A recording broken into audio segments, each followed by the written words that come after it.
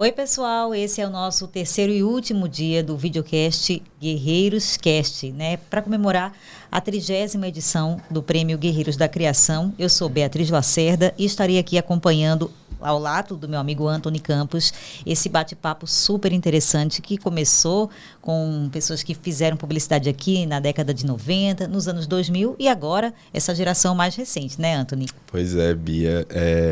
Hoje é o último episódio, né? E hoje num dia super importante, né? Que é o Dia Mundial da Propaganda. Então a gente fecha, né, essas 3 décadas, né, com muita felicidade num dia muito especial.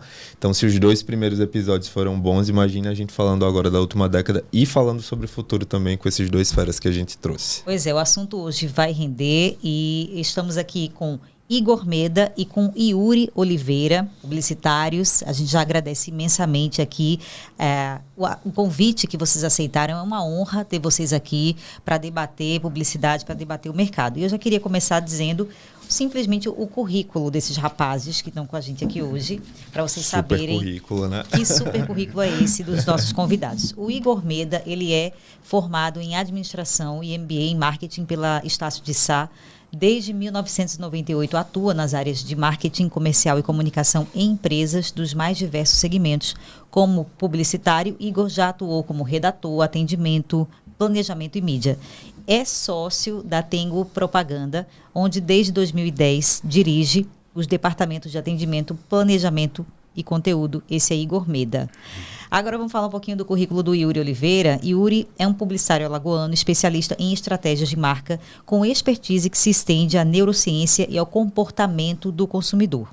Com mais de 2 décadas de experiência no mercado, ele tem um histórico comprovado de sucesso na construção e fortalecimento de marcas nacionais e internacionais, incluindo nomes de destaque como Sococo, Sebrae, Total PS, Opti, Max Titanium e Probiótica. Atualmente, Yuri lidera a equipe da agência Disrupt e, paralelamente, atua como figura-chave para a expansão da empresa britânica Split Second Research na América Latina, especializada em pesquisa de comportamento do consumidor. A sua habilidade de combinar neurociência com estratégias de branding torna-o uma voz influente na nova forma de fazer e medir os impactos da publicidade nas marcas. Deu para sentir, né?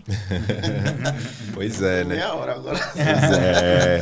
A gente falou muito sobre o currículo de vocês, né? Que tem que falar, obviamente, né? Para nortear as poucas pessoas que não conhecem vocês no mercado, né? A galera nova que está chegando tem que saber quem são esses caras. Mas a gente queria muito que vocês também falassem, né? Sobre a relação de vocês com a publicidade, né? Além do currículo, queria que vocês falassem rapidamente quem são vocês dentro da publicidade. Igor, começando pelos mais velhos, né? Eu já entendi. Então, assim, é um prazerzaço o primeiro convite, falar de propaganda, ainda mais num dia tão especial como hoje, e para alguém que 30 anos defende o que a gente faz. Eu acho que tanto o PSCom quanto o Guerreiros não são só um conjunto de veículos, não são só uma premiação. São 30 anos defendendo o nosso negócio, que o nosso negócio é publicidade, é propaganda e é uma boa ideia. Eu entrei na propaganda meio que por acaso. Eu sou formado em administração, então minha vida sempre foi marketing, e eu fui trabalhar numa agência inicialmente, porque o pessoal falou, você que entende mais, está estudando isso, vem para cá, e eu fui ser redator. Eu acho que um dos piores redatores, por sinal, que o mercado alagoano já viu. E aí, finalmente, alguém olhou para mim e disse, bicho, vem para cá para planejar, vem para cá pensar a estratégia, porque isso é o que você se preparou. E aí disso migrei em outras áreas, mas assim, a propaganda é um bichinho que ela te morde, assim, você não consegue sair. Então eu saí em alguns momentos e voltava a ser executivo, uma agência ligava e dizia, Igão, bora, eu disse, galera, desculpa, larga tudo e corri, eu disse, vamos voltar, porque publicidade, assim, é uma paixão, é uma coisa que, assim, vai atravessando década a década, ela vai mudando, vão mudando o mercado, vai mudando como a gente vai pensando em ideia, mas eu acho que a paixão por uma boa ideia, ela não vai mudando, ela permanece. É verdade. Yuri? Agradecer pelo convite aqui, né? Antony e Bia. A publicidade comigo começou bastante cedo, porque desde pequeno eu sempre fui músico, né? E com 15 anos, mais ou menos assim, uns amigos meus disseram, vamos fazer um jingle para uma empresa, não sei o quê. Eu disse, rapaz, eu escrevo, eu faço. E aí começou, eu gostava de desenhar também, e foi aquela... Aí eu disse, rapaz, o que é que consegue unir tudo que eu gosto?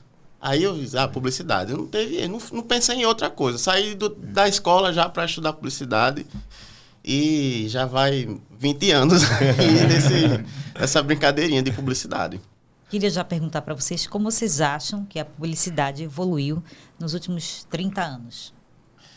Rapaz, a publicidade ela está sempre em evolução. A gente estava até brincando aqui, conversando, de que o que a gente aprende há 5 anos atrás, hoje já nem serve mais, né?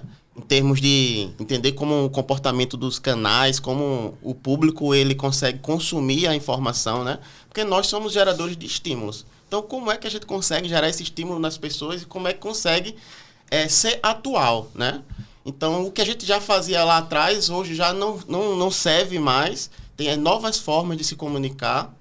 Então, é um tipo de negócio que a gente está sempre atualizando, né? Sempre atual. Eu sou meio polêmico nisso, tá? Prepara os cortes aí. Ótimo, bora. Não sei se a publicidade evoluiu. Eu acho que ela mudou. Porque eu acho que quando eu falo de evolução, eu falo necessariamente que o que vem novo é melhor do que o que estava antes. E aí eu não sei se necessariamente a gente vê uma evolução, ela vai mudando. Então, como o Yuri falou, que a gente fazia 5 anos atrás, hoje é diferente. Mas eu tenho ideias de 5, 10, 15, 20, 30 anos atrás que são maravilhosas e às vezes muito melhor do que algumas ideias que funcionam hoje em dia. Eu já quero saber que ideia é essa. Eu acho que assim, a gente tem muitas campanhas e profissionais icônicos e nós temos grandes marcas que foram lançadas com peças publicitárias.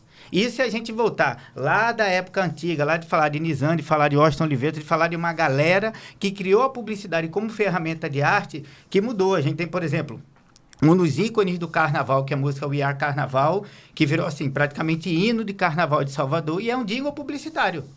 Surgiu dentro da agência, o Nizam escreveu para uma campanha específica, o cliente dele, muita gente não sabe quem é, não lembra o que aconteceu, mas a música 30 anos depois continua tocando. Então é difícil eu falar em evolução em publicidade, por exemplo, numa produção de um jingle, tendo uma música como essa feita há 30 anos atrás, por um cara que é um dos maiores gênios da publicidade.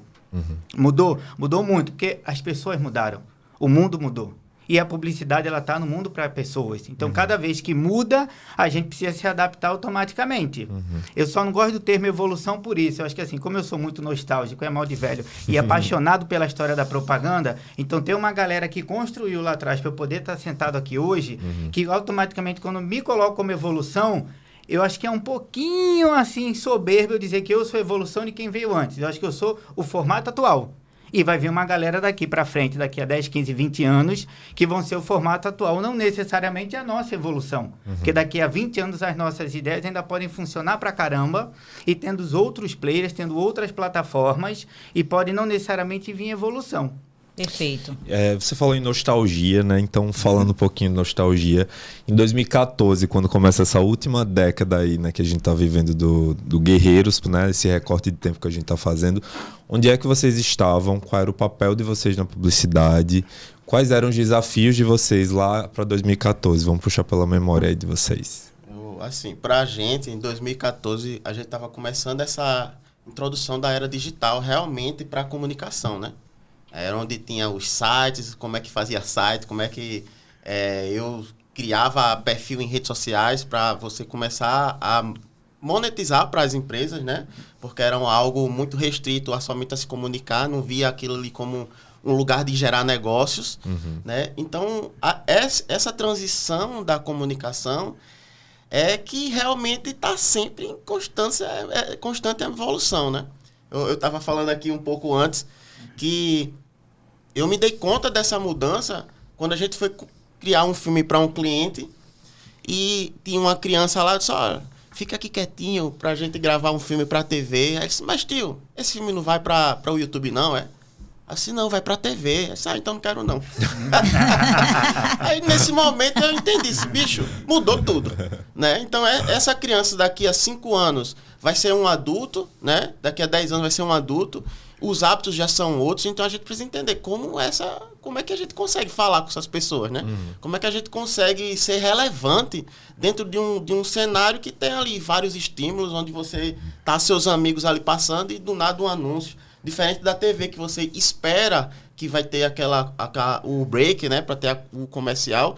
Na rede social ou no site que você esteja navegando, ele tá ali, ele chega de qualquer jeito. Então, como é que eu chamo a atenção? Esse é o nosso constante desafio, de como a gente ser icônico, né? Dentro dessa nova era. Em 2014.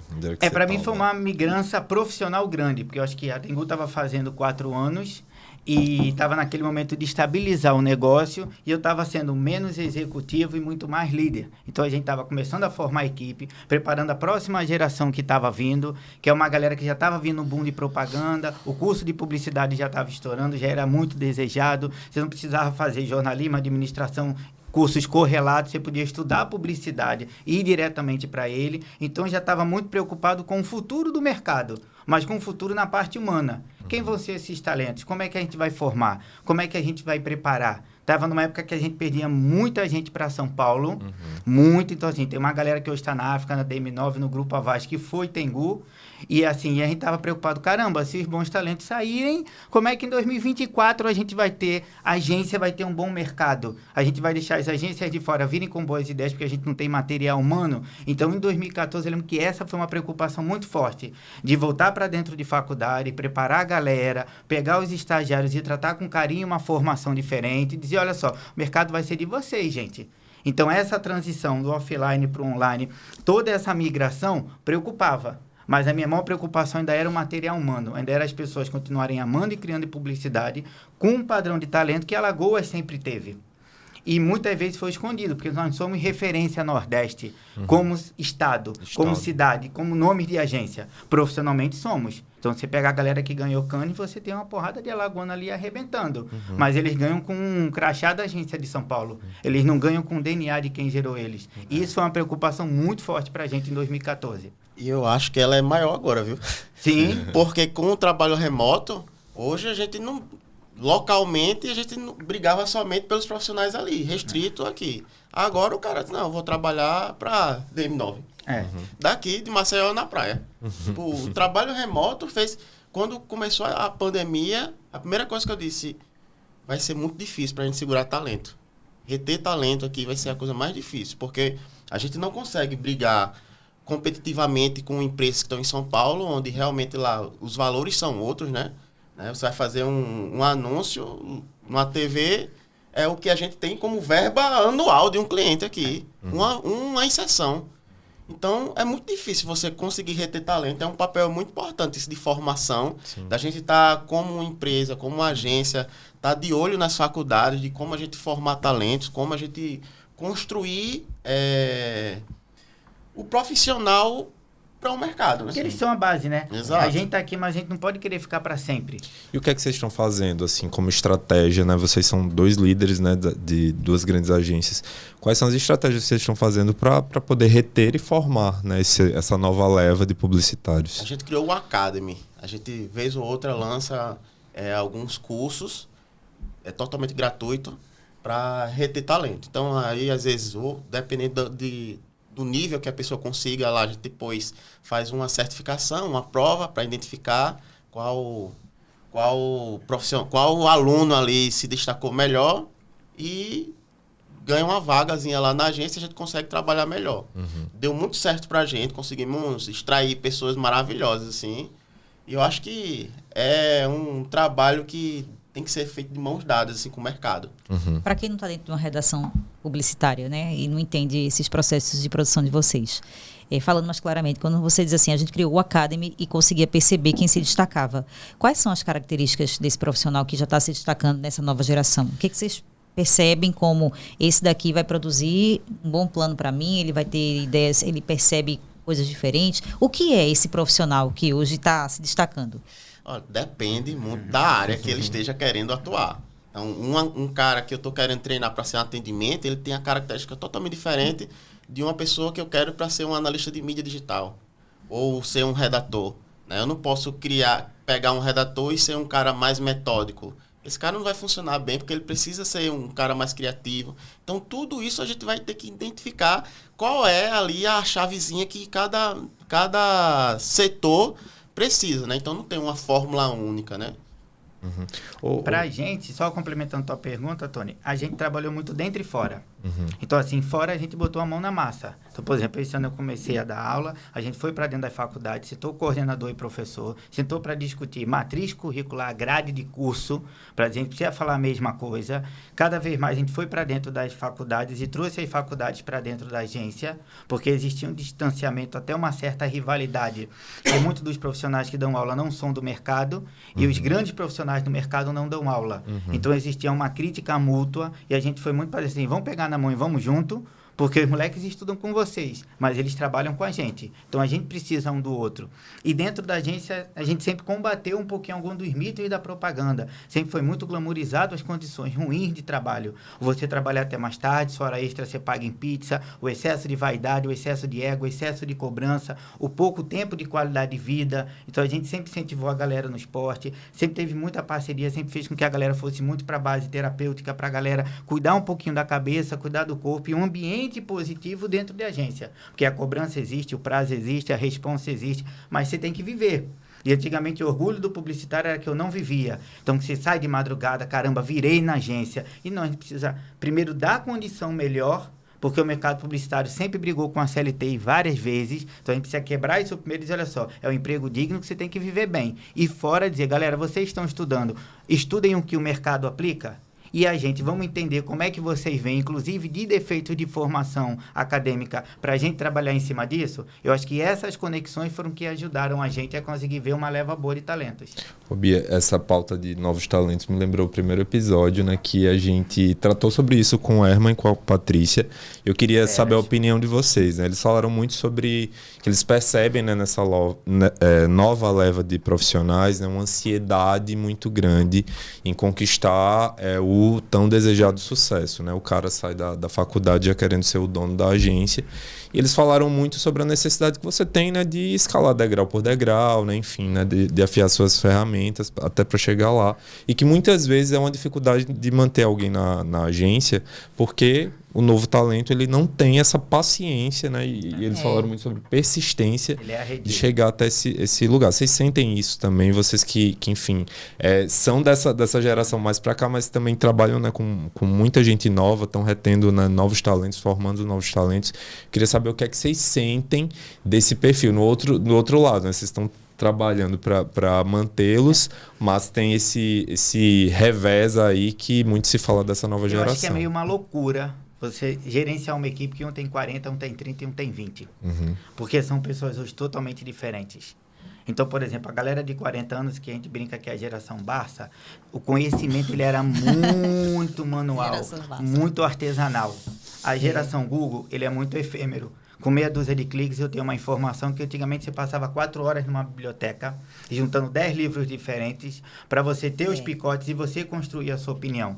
Hoje em dia você tem 10 opiniões em 10 segundos numa pesquisa. Então, isso interfere totalmente no processo de produção de conteúdo, de produção de conhecimento e de produção de talentos. Porque faz com que a galera pense diferente. Então, a gente vive numa geração da ansiedade, a gente vive numa geração da depressão, a gente vive numa geração do TDAH. Nunca se falou tanto de síndromes mentais, porque é tudo muito acelerado, é tudo muito ansioso. Eu quero amanhã, eu não quero hoje, eu não estou estudando ontem, eu quero amanhã, só que amanhã ele nunca chega e você está sempre procurando algo. Então, o que você disse, tem muita gente que na entrevista de emprego quer a minha cadeira. Eu disse, ótimo, a minha cadeira pode ser sua, mas primeiro você vai ser estagiário, porque eu fui estagiário. Então, você tem que construir uma carreira. Porque todo mundo quer estar em cima da montanha vendo a vista.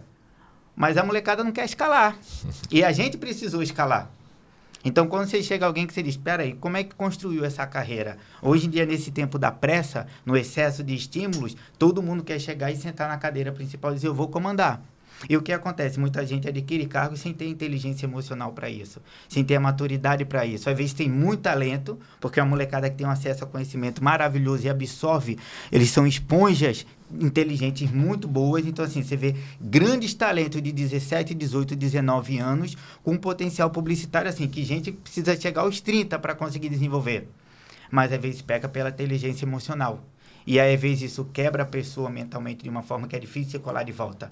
Por isso que muitas vezes a gente protege um pouquinho e a galera diz, ei tio, calma, eu tô pronto. A gente diz, não, você ainda não tá pronto, calma. E aí é um desafio. Eu tenho uma visão assim, pouco diferente disso, né? Eu acho que a construção do significado de sucesso muda para cada geração que você falou aí. Tipo, tinha a geração lá dos boomers, né? Que queria ter um emprego ali a qualquer custo para ter uma estabilidade. E aí você já pula para essa geração agora que o tempo, né, é o sucesso. A minha qualidade de vida hoje é o sucesso, não é mais só financeira. Tipo, tem gente que até, rapaz, esse cara não tem ambição, mas eu que não estava compreendendo eles. Tá entendendo? A ambição dele não é eu querer juntar, acumular recurso financeiro, mas é acumular experiência. Então, essa geração nova, antigamente a gente fazia, vou botar sinuca, vou não sei o quê. Você queria trazer o ambiente de diversão para dentro da empresa, para o cara ficar mais tempo lá. Hoje o cara quer, meu amigo, deu 7 horas da noite e quer ir embora porque ele vai para academia, porque ele vai, enfim, assistir um filme. Isso tem mais valor para essa geração. Então, quando você vai entender o que é sucesso para um, o que é sucesso para outro, é realmente um desafio, né? De você conseguir entender e nessa retenção de talento, dizer, esse aqui funciona desse jeito, esse aqui funciona do outro, e o que é que funciona para todo mundo? É o desafio, né? De toda a empresa. Vendo quanta complexidade, né? Você gerenciar empresas de publicidade nessa geração da gente, porque tem a própria mudança de mercado, atualização dos meios em que vocês hoje publicam, né? As plataformas que vocês publicam as suas campanhas, e a gente vai falar disso porque eu queria entender onde é que vocês estrategicamente hoje estão fazendo seus anúncios, né? E ainda tem essa coisa de gerir a equipe de gerações diferentes, porque tem um pessoal de 20 anos atrás que tem a experiência, mas tem o frescor da juventude também. Então, quantos desafios, né, Anthony? Muitos mesmo, né? E aí, gente, como é que... Bom, passeando por essa década toda, assim, o que é que vocês têm mudado do ponto de vista até operacional nas agências para se adequar, né, às novas oportunidades de mídia, né?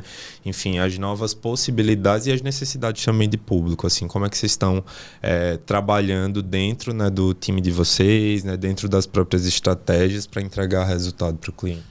É o seguinte, a publicidade ela passou por muito tempo pelo viver de comissionamento de mídia. E hoje é muito diferente isso, né? Então, dá um foco muito mais para a estratégia.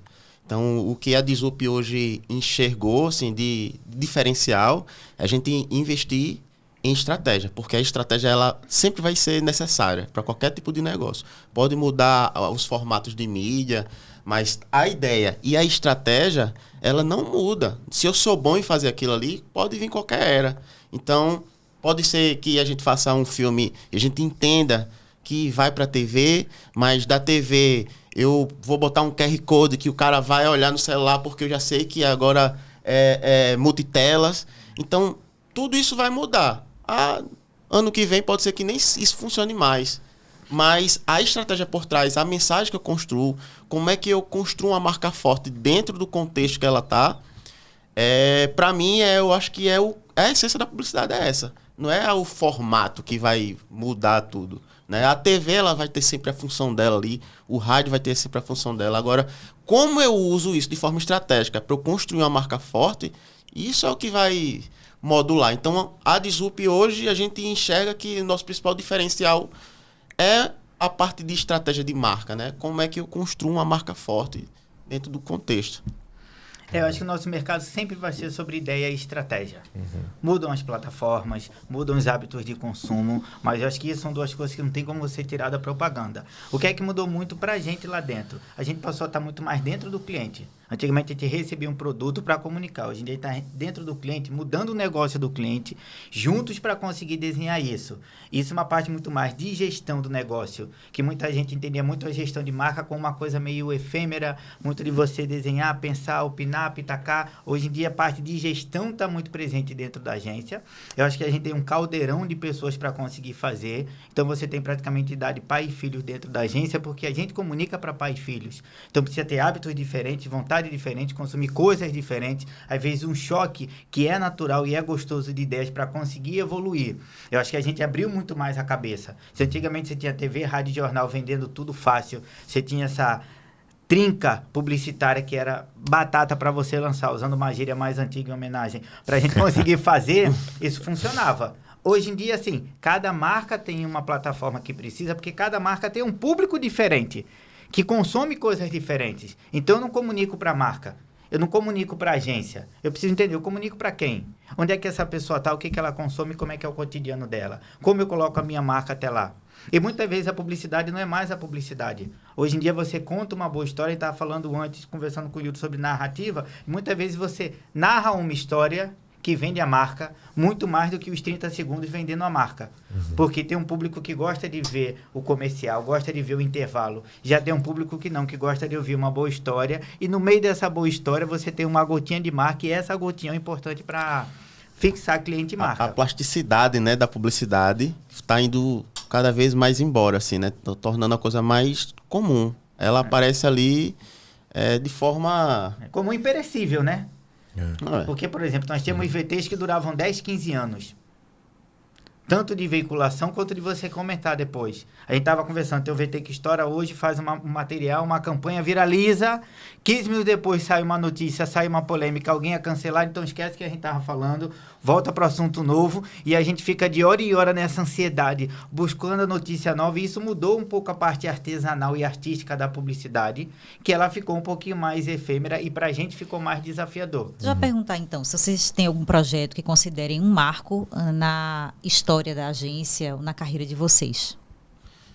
Rapaz, olha, na da Disup, a gente passou 5 anos investido em um produto que ele ficou pronto recentemente. E medir a publicidade hoje é a coisa mais complicada que tem. Quando a gente fala de taxa de conversão, de venda, são coisas mais palpáveis para o mercado. Agora, quando eu falo sobre construir marca, o quanto aquela marca influencia na decisão de compra, porque uma coisa é você ficar pautado somente nos diferenciais. Ah, meu produto tem isso, os atributos funcionais, que a gente chama. Os atributos funcionais o preço, a qualidade do produto. Isso, qualquer outra empresa ela consegue construir também. Tipo, eu tenho um diferencial de um banco, eu tenho um diferencial de taxa de juros. Que o outro consegue, beleza, tem os 2 produtos aqui. E o que faz escolher essa e não essa? É a força da marca. E como é que isso é medido? Então, a gente passou essa jornada inteira. Fomos para a Inglaterra, onde a gente tem, dentro da metodologia da gente, uma empresa de pesquisa que consegue mensurar a força da marca. Então, hoje a gente consegue entender, se eu aumento esse atributo aqui, o quanto vai impactar na decisão de compra. Então, acaba virando cirurgicamente a forma de se comunicar. Depois eu construo aqueles atributos claramente. A comunicação, vou jogar um filme na TV falando de atributos tais, que é aquele ali que eu preciso construir. A intencionalidade de construir aqueles atributos, né? Por exemplo, a sua agência, a Disup, ela atendia, não sei, se ainda atende o Detran. Atende aí. Né? E você falou de construção Estamos concorrendo, de marca. Vocês fizeram campanhas que traziam uma mensagem importante para o consumidor do outro lado, que vocês não estavam vendendo coisa alguma, mas que era importante falar da marca governamental e ainda tinha ali uma mensagem didática. Então, vocês, por exemplo, conseguiam trabalhar essa força, né, bastante dentro desse VT curto, com uma história para ser contada, com uma mensagem didática para ser passada. Como é que é isso? Do tipo, os atributos funcionais dessa campanha, tipo, de uma campanha de educação de trânsito, né? Eu preciso falar do capacete, do uso do capacete, de não beber e dirigir. Esses são os atributos. Agora, o que isso agrega para a gestão do governo? Né? Aí é o aspecto que a gente precisa entender. Eu preciso trazer uma jovialidade, que o governo precisa passar isso, uma jovialidade. Eu preciso um tom mais sério, porque é isso que precisa ser construído. Então, isso que antes era visto subliminarmente, né, que não era medido, hoje a gente consegue enxergar com números. Entendi. E você, Igor, tem alguma campanha memorável? E por acaso você já levou um guerreiro para casa graças a ela também na sua história? Falar de 2014 é uma campanha que a gente é apaixonado, que não ganhou guerreiros, é uma pequena frustração pessoal minha, mas é uma campanha que eu gosto muito, foi quando a gente lançou o Fortalece Aí. Em 2014 nós lançamos um projeto social dentro da agência. A gente entendeu que o mercado publicitário tinha dado cases, amigos, prêmios, e a gente tinha devolvido pouco para a sociedade. A sociedade tinha dado muito para a gente, e a gente tinha usado a publicidade muito de forma consumista, e a gente queria combater um pouquinho isso. Por quê? Porque na Tengu tem uma porrada de birutinha que não abriu uma agência para vender carro, apartamento e roupa. A gente queria vender boas ideias e fazer a vida das pessoas melhores. Aí a galera, vocês são loucos. Eu digo, mas deixa a gente na nossa loucura que pouco a pouco a gente vai indo. Então, com o Fortalece, a gente criou um processo de doação e um projeto de doação. Uma das coisas de doação foi sangue. Então, a gente recebeu alguns feedbacks maravilhosos de gente que teve a vida salva por causa de tudo que o projeto fez. E para a gente foi um marco muito grande, porque ali foi uma sacudida para a gente entender. O nosso papel não é vender hoje o carro, vender a roupa, vender o apartamento. Isso é o hoje. O que a gente vai construir sobre legado? Então, por exemplo, hoje em 2023, quase 10 anos depois, nasceu o meu filho. Quando eu for falar para o meu filho do meu trabalho, eu não vou falar para o meu filho do que eu vendi de carro, de roupa e de apartamento. Isso a gente vende todo dia. Esse vai ser um dos projetos que eu vou falar para o meu filho. Vou dizer, meu filho, isso é uma das coisas que a gente tem que fazer enquanto a gente estiver aqui. Olhar o nosso bem, mas devolver um pouquinho do que a gente recebeu. Fiquei curiosa, como era essa campanha? A gente fez um projeto que você tinha um aplicativo para você fazer doação. Então, você escolheu o que você quer doar, a sua localização, ele conectava quem queria receber exatamente o que você queria doar. E aí, a gente usou a publicidade para divulgar as doações, principalmente de sangue, que a gente tinha um buraco, ainda tem, imagina, um absurdo no processo de doação de sangue. O brasileiro ainda tem muita resistência, a gente tem algumas limitações. Por exemplo, eu tenho dificuldade em doar sangue, porque toda vez que dá um intervalo de uma tatuagem, eu faço outra, então é uma guerra. Só que assim, eu ria muito e brincava muito sobre isso, até que eu fui para dentro dos bancos de sangue. E eu vi gente morrendo porque não tem sangue. E eu vi gente desesperado pedindo. Então a gente disse, galera, a gente faz um esforço danado para vender várias coisas e a gente não faz um esforço para ajudar a vender vida, a salvar vida. Então, quando a gente foi assim, PS com o Fundo de Veículos, eu acho que mais abraçou esse projeto. Eu lembro muito. A gente fez uma vocês reuniram sacudida. Os cantores alagoanos. Nós pegamos uns talentos daqui, como. regravamos uma música do Vado, que é Fortalece Aí, que esse projeto ia ser um post para o Facebook na época do dia da doação de sangue. Uhum. Então, quando a gente fez o post para lançar no perfil da Tengu, a gente disse, isso é tão pouco, né? Perto do que a gente pode fazer. A gente movimenta milhões de verba, trabalha para marcas gigantes, e na hora de salvar uma vida, a gente vai fazer um post no Facebook, galera. Então, dentro desse brainstorm na agência, a gente disse, vamos transformar uma campanha. Então, a gente pegou essa música, regravou com artistas de perfis totalmente diferentes, e quando a gente lançou, foi muito engraçado. Um moleque de faculdade uma vez falou para mim, Igor, vocês me apresentaram coisas que eu só via lá fora. Eu nunca tinha visto artistas alagoanos reunidos em prol de uma campanha. Eu quase não vejo nem na publicidade. Eu só vejo os caras no barzinho que eu vou, porque nos grandes palcos quem vem é o artista de fora. Uhum. E vocês deram um grande palco para os artistas daqui. E artistas totalmente diferentes. E assim, foi emocionante desde o processo de gravação, da parte do estúdio, da parte visual, de lançar e depois ver os resultados. A gente até teve uma colega do mercado que falou para mim, pô, Igor, você criou para ganhar prêmio, não foi? Eu disse não. Ela disse, rapaz, estou de olho em você. Um mês depois, o pai dela precisou de sangue. Nossa. E ela pediu ajuda e o pai dela sobreviveu. Por causa das doações, ela disse, pô, Rigão, eu te julguei, mas muito obrigado, você salvou a vida do meu pai. Eu digo, não fui eu que salvei a vida do meu pai, foi a nossa paixão, a publicidade que salvou a vida do teu pai.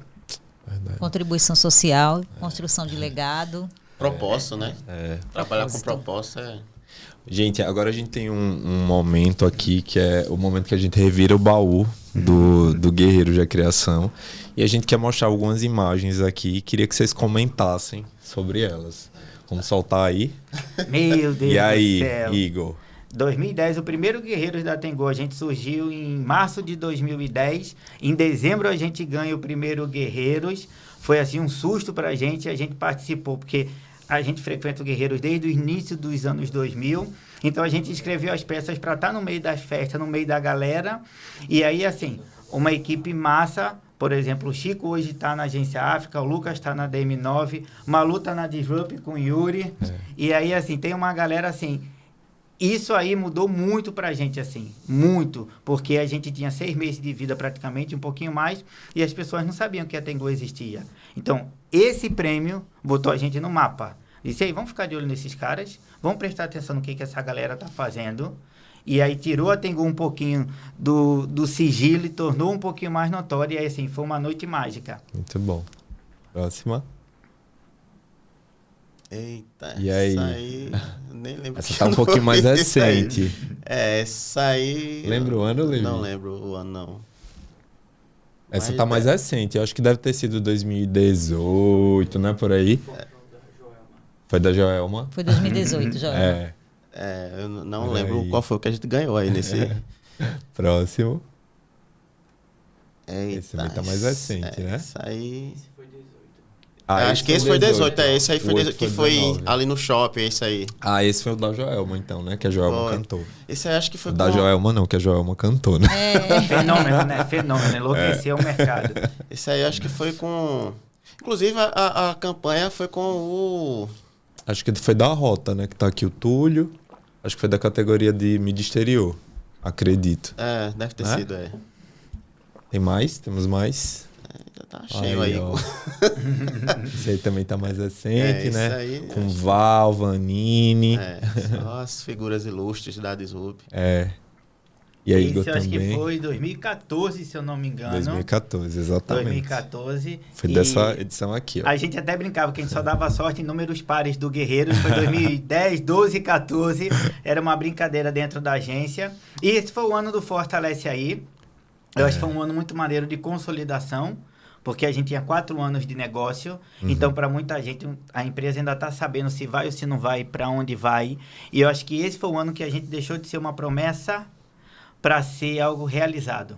Porque muita gente dizia, pô, esses caras são uma promessa, esses caras são uma revelação. Uma hora esses caras vão estourar, esses caras têm potencial. E essa noite, eu me lembro que a gente ganhou 3 guerreiros, e a Six ganhou 3 guerreiros. E eu acho que eu falei isso em alguns lugares, mas eu queria deixar registrado. A Six é uma das inspirações da Tengo. Eu sempre admirei muito, assim, o Paulinho de Tasso, Alexandre Sampaio, o Léo Villanova, o Marco Rayun, que é uma das maiores mentes criativas. Então, assim, foi muito massa a gente dividir 3 a 3 prêmios com eles numa noite. Esse, eu acho que foi de 2012, né? Não, foi 2015. 2015, pronto, foi quando a gente quebrou a tradição dos anos pares. Foi 2015. Foi muito maneiro. Foi muito maneiro também. Um evento aberto, assim, alguns dos talentos, assim, uma cacetada dessa galera tá fora hoje.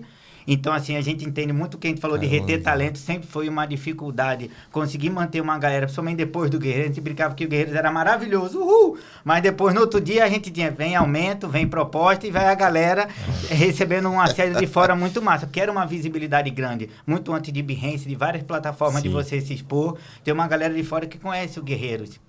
Muito Verdade. bom, muito bom. Pois é, e já que a gente mexeu, né, aí no coração, eu queria saber também da memória de vocês, assim, vocês lembram da sensação que vocês tiveram quando vocês subiram pela primeira vez no palco do Guerreiros, ergueram lá aquele troféu? Lembro. Acho que foi 2004, Guerreiros da Marina Catuçaba, se eu não me engano, com a Dogma, quando a gente ganhou o melhor anúncio de jornal. Foi uma sensação, assim, a gente foi pra festa pra estar no meio da galera, a Dogma, como a Tengo, também era uma agência pequena. Trabalhando no meio de grandes players, muita gente que a gente admirava, e aí na hora que foi anunciar os prêmios, a gente tava ouvindo, mas tava muito mais interagindo, tipo, estamos no meio da festa. Aí quando falou ganhador, Dogma, a gente enlouqueceu, e foi uma festa, acho que foi de vermelho e branco, foi uma noite linda, uma festa maravilhosa, e foi uma das noites que eu mais vi o mercado junto. Foi uma noite que não éramos CNPJs diferentes, todo mundo era do mercado. Então você vê a gente de agência diferente, brincando, dançando, curtindo, ficando, batendo papo. E isso foi muito gostoso que eu lembro naquela noite, porque a gente desceu e as grandes vieram parabenizar a gente. Então recebeu os parabéns, recebeu o abraço de colegas que estavam em agência muito mais estabelecidas, deu para mim uma sensação de entrada no mercado. Vou dizer, poxa, esse mercado eu quero fazer parte. Nesse ano foi engraçado que eu concorri como... Foi 2014, esse foi? 2004. 2004, quer dizer. Esse de 2004 eu concorri como estudante e Vanini também concorreu como estudante. Aí ela ganhou, né? O Guerreiro, até hoje ela tira onda. Jovem Guerreiro. Ó, diga aí. Até hoje ela tira onda de mim disso. Ganhou por isso que eu de contratei, você. agora por isso que eu contratei. Você era tão boa que eu precisava vir trabalhar comigo. Que um salve também para essa categoria, né? A gente teve Era. grandes talentos, ó, você, Vanini, né? Mobilizava Enfim, muito Ronaldo Tenório, a gente até colocou um vídeo dele, assim, foi super generoso e compartilhou a história, né, com a gente, o Ronaldo da Handy Talk, assim, hoje é um cara, né, que tá em outra pegada e tal, mas assim, super Lucas, referenciado. que é amigo, que hoje tá na DM9, que rodou algumas agências, ganhou Cannes, ganhou os grandes prêmios, e o primeiro prêmio dele foi um jovem guerreiro. Muito o Lucas bom. participou dos Guerreiros da Criação, então assim, tem uma galera que hoje está arrebentando, tem Yuri aqui que participou. Ganhou o Galinho de Ouro também, Ganhou foi o na Galo época de do Ouro estudante. também, foi dentro Lucas da era trajetória, uma reconhecer, foi muito massa. Talentaço. Muito bom. Desde sempre, né, reconhecendo talentos, né, com esse troféu reconhecendo esses potenciais que estão aí depois se revelando e estimulando também, né? Eu queria saber, assim, quando vocês recebem esses prêmios, além da felicidade, claro que é contagiante, como é que isso também aumenta o patamar, talvez vocês, dentro do mercado, a visão que os anunciantes têm daquela agência e também diz assim, pô, estou no lugar certo, meu contrato vai ficar aqui, porque esse pessoal é bom. Como é que foi também o reconhecimento dos anunciantes toda vez que vocês ganharam prêmios? Tem um pouco disso, né? Não vamos mentir. Que é legal para você gerar essa credibilidade e construir esse atributo de criatividade dentro do negócio da gente, que uma agência de publicidade que não é criativa não é uma agência, né? Então, o prêmio, ele traz essa função pra gente. Não só de validar a ideia que a gente tem, que perante o mercado ela se destacou mais do que a outra, mas também para fortalecer a relação com o cliente, né? Eu acho que é super importante isso. E também a questão de você incentivar a equipe a criar, pensando também, eu preciso ser relevante nesse trabalho aqui. Tipo, algumas coisas a galera já cria, eita, isso aqui eu quero botar no Guerreiros.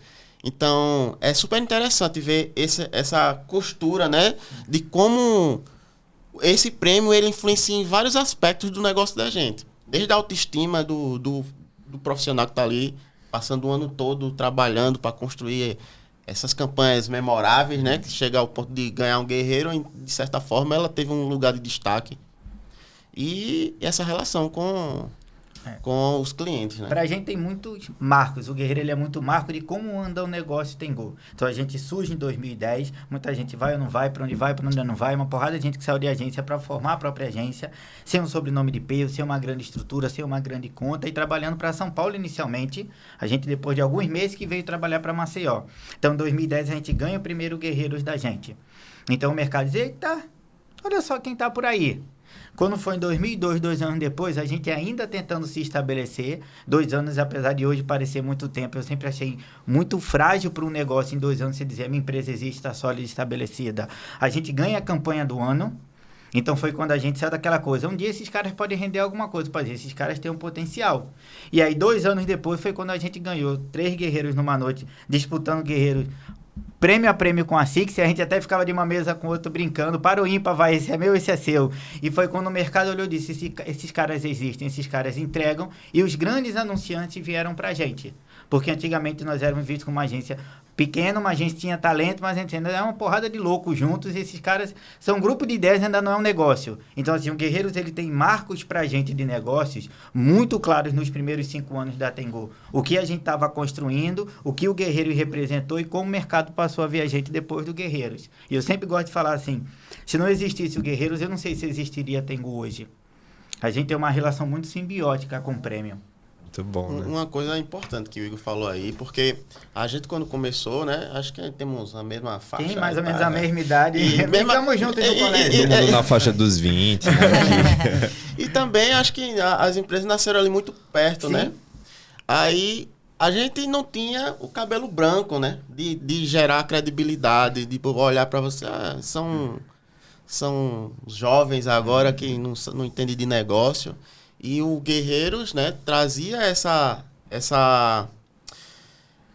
chancela, né? Essa chancela de credibilidade. Não, esses caras são bons, né? Eles sabem o que estão fazendo, exato. Então, o Guerreiros, ele tem né, essa função para o mercado. Eu acho que tem um detalhe do Guerreiros. Disrupt, Tengu, a Núcleo Zero lá atrás. Sim. Eu acho que o Guerreiros, ele sempre premiou algumas agências, a própria Six, que diziam, a gente não vende espaço publicitário.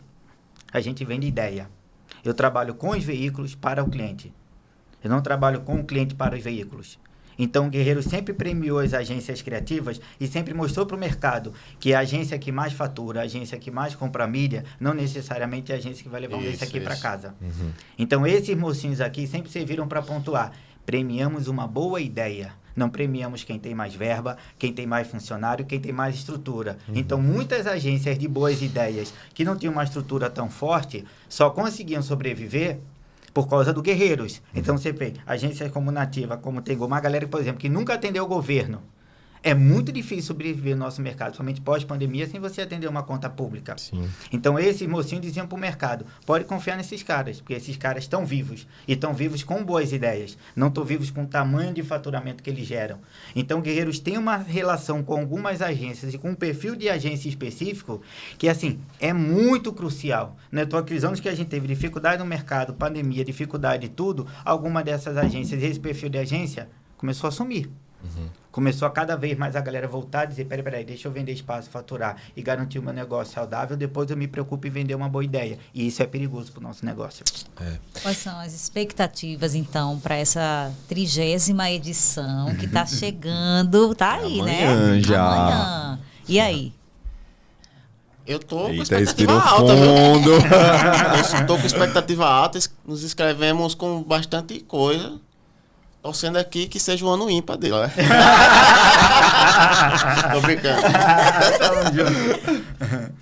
Eu acho que eu estou feliz de voltar a participar. Eu passei um tempo de férias, um pouquinho, não só do Guerreiro, mas do mercado como um todo, muito dentro do negócio. A pandemia deixou muitas coisas que fez que a gente olhasse muito para dentro. Então, passei muito tempo menos presente fora do negócio e dentro do negócio, muito garantido, sobrevivente. A gente brinca que a gente estava segurando as paredes para o negócio ficar em pé. E eu acho que a gente passou alguns bons anos muito felizes como agência do PSCom, então a gente não podia participar, então a gente tirou umas férias aí, e esse ano é a nossa volta, e a felicidade de voltar a participar do Guerreiro voltar a ser o Guerreiros na sua essência, no seu DNA. Isso aqui é um resgate, eu acho que tem que resgatar, eu sou um apaixonado pelo prêmio, pela história dele, então assim, eu estou feliz de estar em casa novamente. Se a gente vai levar Guerreiro, se vai ser finalista, aí vai ficar a história para o nosso podcast do ano que vem. Oi, gente, e para finalizar, né, a gente já tá caminhando para o final. Queria fazer uma pergunta de milhões aí para vocês, né? A gente tá falando, né, da última década, mas está olhando para frente também, né? Inclusive, né, o próprio assinatura do Guerreiros esse ano é agora e no futuro, valorizando o talento alagoano. Então, olhando para frente, assim, quais são as apostas de vocês, né, para o futuro da publicidade aqui em Alagoas? O que é que vocês acham que, fazendo um exercício aí arriscado, né, de prever o futuro, mas o que é que vocês acham que se encaminha? O que é que vai ser tendência? O que é que vai ser valorizado? A grande narrativa hoje do mercado, não só em Alagoas, porque a gente não tem mais hoje falar só como uma abrangência local. A publicidade, ela ganha um mundo muito rápido. Tudo acontece agora em todos os lugares. Mas a grande narrativa hoje é como a gente trabalha com inteligência artificial, né? Que muita gente tem medo de que vai perder alguns profissionais. Eu, particularmente, acho que é uma ferramenta, mais uma ferramenta que vai facilitar o trabalho de cada um. Mas eu acho que para os próximos 10 anos, a realidade aumentada vai ser uma coisa bastante interessante de como a gente vai assistir TV dentro de uma outra realidade, de como a gente vai interagir com a comunicação. A comunicação, ela vai ter sempre um papel muito importante, né? A forma dela que vai mudar. Então, eu acho que os olhares que hoje a publicidade tem é muito focado nisso, né? Na inteligência artificial, como ela vai impactar a comunicação, a forma de construir ideias, narrativas e a forma, né? Tipo, a realidade aumentada. Se tem mais alguma coisa? Eu acho que vem desafios aí pra caramba. A gente tem faculdades formando muita gente para trabalhar com mídia social, mas a gente está formando cada vez mais atendimentos, mídias e redatores. Isso eu acho um grande perigo para o nosso mercado. E eu acho que o advento da inteligência artificial, ela de fato tira alguns postos de trabalho e dá um certo relaxamento dentro de algum processo criativo, porque tem muita coisa, tem alguém que faça para você e as ideias levar menos trabalho, menos esforço cerebral. Isso me preocupa consideravelmente para o futuro. Eu acho que os hábitos de consumo estão mudando e o nosso negócio, antigamente levava 10 anos para mudar, passou a mudar em 5, agora muda de um ano para o outro. Então, acho que para mim o futuro vai ser muito desafiador. Eu acho que a gente tem cabelo branco, conquistou até agora, nos próximos 2, 5 anos a gente vai conquistar de cabelo branco que não tinha nos 10, porque é emocionante. Mas assim, jogo bom de se ganhar é clássico. Então, bom da emoção é que vai separar o joio do trigo. Sai os aventureiros e ficam os bons profissionais. Por isso tem uma galera que ainda continua 40, 50 anos fazendo esse negócio, porque continua fazendo. Então, assim, quanto mais emoção, é mais gostoso ganhar e acertar. Muito bom. Gente, que aula, né? Mais uma. Muitos insights, muitas reflexões importantes. né, desse processo de construção das marcas de vocês, de valorização do prêmio e de expectativas para o futuro desse mercado. Então, a gente já agradece aqui a vocês, em nome do PScom, né, Anthony, o convite que vocês aceitaram para vir discutir publicidade aqui. Eu agradeço muito vocês, né, não só pela participação, pela aula, né, que vocês deram, pela generosidade, mas pela parceria de sempre, né, no PScom. Enfim, vocês são grandes parceiros, né, defendem muito a nossa marca, a gente tem uma relação muito boa, então agradeço a vocês. Esperamos vocês e toda a galera das agências, né, amanhã, né, para vibrar, torcer. Vai ser um prêmio com muitas e muitas e muitas surpresas, então aguardem, tá? E obrigado. Queria que vocês se despedissem também. Eu quero agradecer, Anthony. Esse espaço aqui que a gente constrói, né, é super importante para vocês. Trazem muito essa coisa local, né? E trazer esse olhar da publicidade, como ela é feita no dia a dia, como ela realmente acontece, é super importante. Estava conversando com a Bia aqui também, falando sobre a importância desse diálogo, né, que a gente tem, e vocês sempre abriram as portas para a gente. Então, fico muito grato pelo convite e estou à disposição sempre que precisar aí. Obrigado pelo convite, pela lembrança, mas obrigado principalmente por valorizar quem faz o nosso trabalho. Eu acho que o PScom e o Guerreiro sempre valorizaram boas ideias e sempre valorizaram as pessoas que criam essas boas ideias. Se hoje tem um rosto aqui falando pela história da Tengu, é porque vocês procuraram a pessoa de carne e osso que representa aquelas ideias. E isso é um traço muito forte do PScom. Eu trabalhei em algumas agências e o que mudava de cargo, de agência, de tudo, tinha uma constante, que era a minha boa relação com o PScom. E a valorização do talento local, como o Yuri falou. Então, assim, só existe força no talento local se tem alguém que valoriza e que aplaude. E, assim, obrigado por 30 anos de fazerem isso pra gente. Obrigado. Yuri, Igor, muito obrigada. E até a festa, né? Expectativa para os vencedores. Parabéns a todos. Obrigada por esse espaço. E é isso. Vamos lá, vamos para a festa agora, né? Vamos para a festa. Até amanhã.